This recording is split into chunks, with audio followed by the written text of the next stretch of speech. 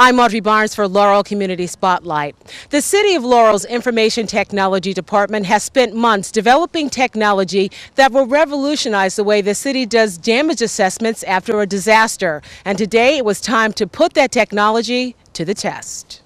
At the beginning of an event, you're the heart and nerve system of our response. Marty Fleming, Emergency Services Director for the City of Laurel, is briefing city staff and volunteers who are participating in a drill to test Laurel's new Geospatial Information System, or GIS. Basically, that's hardware and software that allows the user to map the world using a smartphone or iPad. It gives us in the Emergency Operations Center a downward view of the incident area. And we can, from that, we can determine many things like how to structure detours, how many structures are involved, what resources are going to be needed. So you'll see the current assessment, and that's the field you want to focus on. Laurel's GIS analyst, Teresa Martin, is the driving force behind this new system. After a brief training session, volunteers from the Citizen Emergency Response Team headed out into 2 Laurel neighborhoods to try it out. We're doing destroyed. Okay. Okay.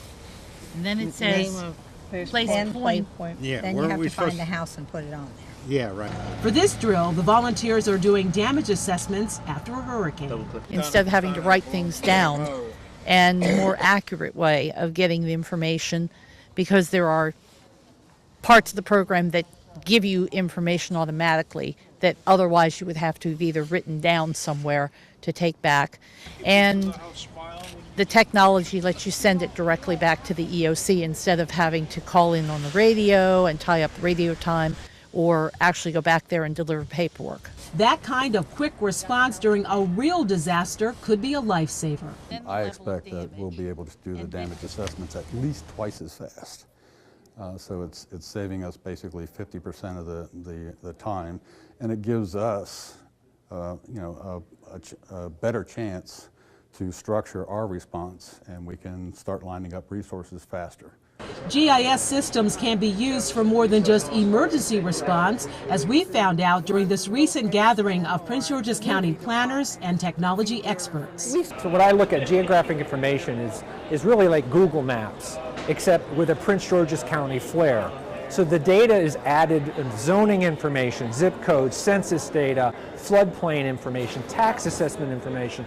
All of that data is what we use within the planning agency. We share that information with other county agencies, with the city of Laurel. We all use that in order to save costs. The 911 system is all based on GIS data, so all the road center lines, the speed limit information is all built onto that, so when a call comes in, they know the quickest way to go and which station to send. The residents of Laurel end up benefiting from the technology that we use. For example, the police department uses GIS to identify all the addresses, so when they get a call for service, they know exactly where to go. They also can use it to identify what areas they need to have more police coverage. We can use it for crime analysis and things like that.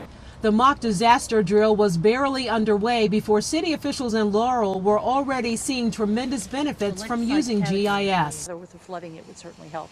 Okay. In the words of Marty Fleming, we now have a new tool in our emergency service toolbox. You have to log in. But it's still showing the information from the home behind us. All of the teams will get together after this drill. They'll talk about what went right and what went wrong, and then the IT department will make improvements. The goal is to be ready for the next real disaster. For Laurel Community Spotlight, I'm Audrey Barnes.